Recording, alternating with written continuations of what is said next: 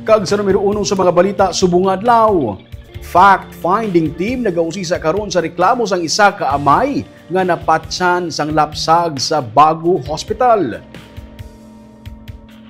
Ginmando ni Bago City Mayor Nicolas Yulo ang investigasyon sa reklamo sang isa ka amay nga namatsan sang bagong bunag nga lapsag sa Bago City Hospital sa nagligad nga semana. Sa alegasyon sang amay, may kapabayaan sa bahin sang staff sang ospital amukon nga napatay ang iyang anak kag nabutang sa kritikal nga kahimtangan ng iyang misis. Mga 12 ka oras nga naglabor ang iyang misis kag sulo sa iya, bisan pa ka nag-ayo ng iyang asawa nga ipaydalom na lang sa cesarean operation, wala inigin pamatian. Dugang pasang amay, wala man lang siya ginpahibalo nga gintubuhan na ang bagong bunag niya nga lapsag.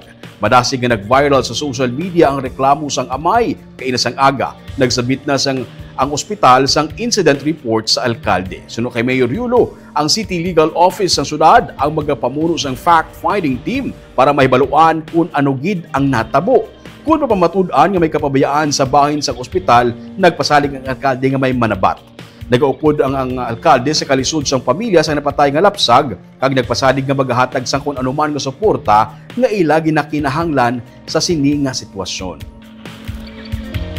Baluon niya ang tanan nga nag-transpire, no? In order for the fact-finding committee to arrive at a conclusion whether the practice of the hospital at that time was appropriate or not, no?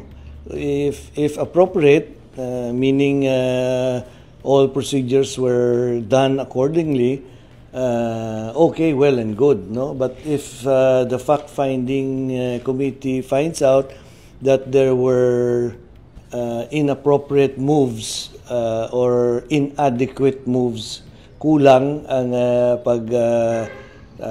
atipan sa aton pasyente, then we move to another action, no? Lain naman na iyang action.